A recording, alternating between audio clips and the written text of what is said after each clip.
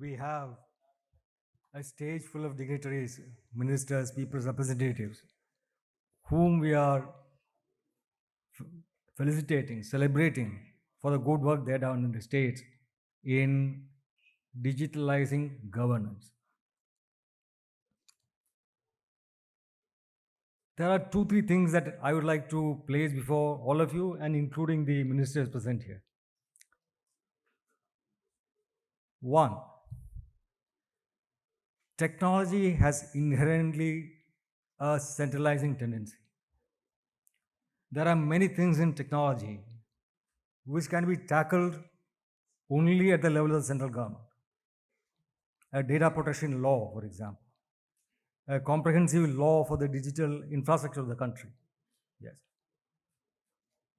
However, while this places certain obstacles in the path of decentralized IT initiatives, it doesn't prevent state governments from doing certain things which they already are doing, but which can be taken further forward.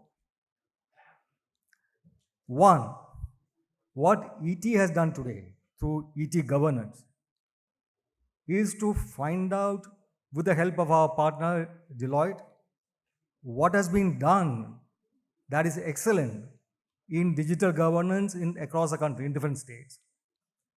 We have sort of tried to bring it together. But this pooled experience, is that available to other states? What Mr. Ramarao has done in Andhra Pradesh, is that available to Mr. Mahanta in Assam? Shouldn't there be an institutional framework for pooling this information so that the best practices can be replicated? What is the framework for that? Ideally, this should have been a central initiative. But if the central initiative is not forthcoming, I would request the state ministers to take the initiative. You have an interstate council which is lying inactive, which is a federal body whose potential for cooperative federalism is not being fully utilized. Please utilize that. Let it have an IT secretariat which pools information, analyzes experiences, finds out flaws and fixes them, and takes India forward further. Two, cybersecurity is a major issue, everybody knows. The laws against this will be framed by the central government. But the procedures to enforce cybersecurity across the government and within the state, that lies with individual state governments. Great advances are taking place in quantum computing. Now, quantum computing is intimately related to cybersecurity because the encryption keys that are used for securing your data over digital networks, these are encrypted using high-level mathematics. If you have a very long string of numbers, which is the product of two prime numbers, a conventional computer will take ages to find out those two prime numbers. That is why currently our encryption is safe. Quantum computing is specialized in solving these kind of mathematical problems. What a conventional computer can take 6-7 years, it can finish in 2-3 hours. Our encryptions are no longer safe when quantum computing becomes perfect. There are 2-3 countries which are most advanced in the world in this. We know these. One of them is the US, the other is China. We need to be on guard. Very often, it is not the technological fix that is a problem when it comes to securing our data. It is personal behavior, securing your passwords, updating your passwords, updating your infra systems. Yes, we all have cloud platforms and computers are no longer individually operating, but people use their own devices to access systems. These are vulnerable. How can state governments ensure that there is not one single weak link in the chain of security? These are things that you must actually put your mind to and share your experience with others. We are entering the age of 5G. What is 5G? Higher speed data, this is what more people think of when it comes to 5G. That is not the main thing about 5G. The main thing about 5G is low latency. Latency is a gap between when you send out a signal to achieve a particular result, between sending out that signal and that result happening. That gap is latency. 5G is near zero latency. So, what is the use case for 5G? Of course, it's very good for real time gaming, highly advanced gaming, but that is not what state governments are interested in. 5G will allow India's primary health centers to carry out surgery using robotic arms, which are operated by expert doctors far away. State capitals, specialized centers in these national capital, whatever. However, to leverage this capacity of low latency for remote surgery in rural areas, the state governments will have to prepare themselves. They'll have to equip by primary health centers with these facilities. But of course, the center must take care that this is possible. If a surgery happens and something goes wrong, who will be held accountable? Will it be a company that manufactured the robotic arms? Will it be a telecom company that carried out the signals, transmitted the signals from between the primary health center and where the doctor sits carrying out the surgery? Will it be the people who wrote the software which guides that robotic arm? How will this be allocated?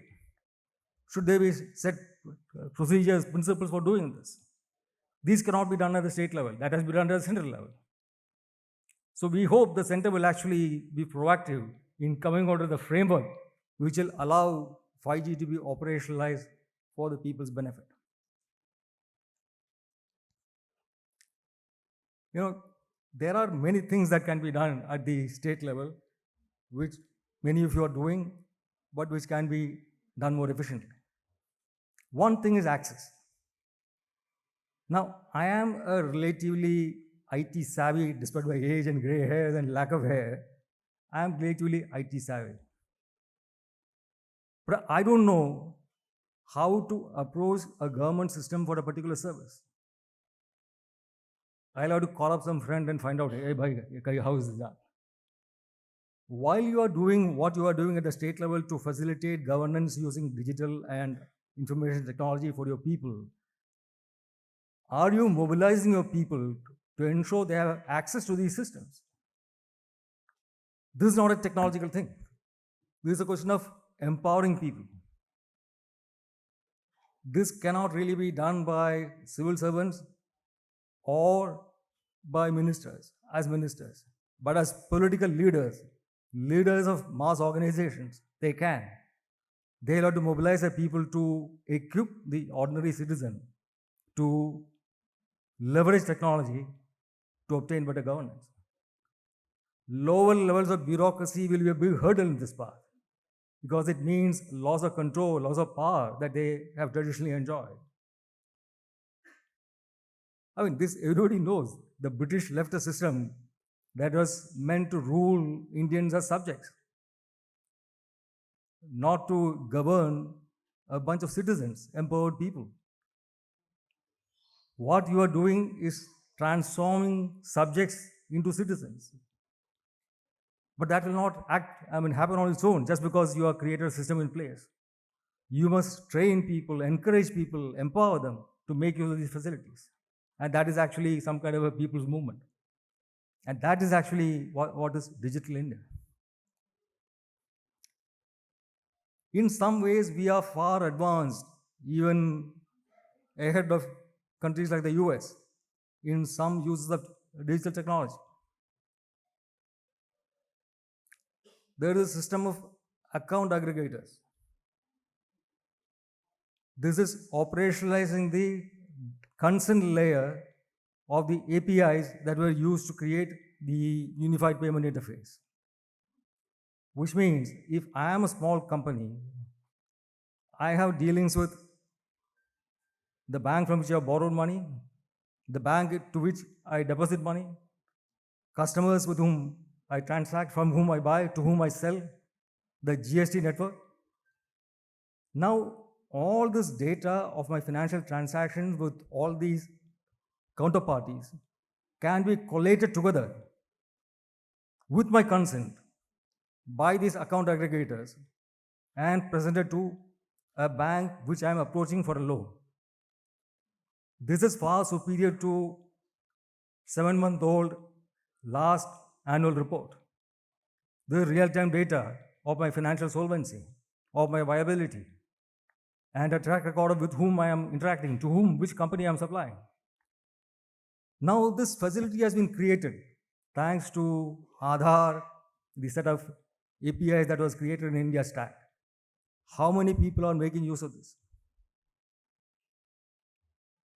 What can you, as leaders of your people who are enlightened and using IT to advance governance, what can you do to make this happen?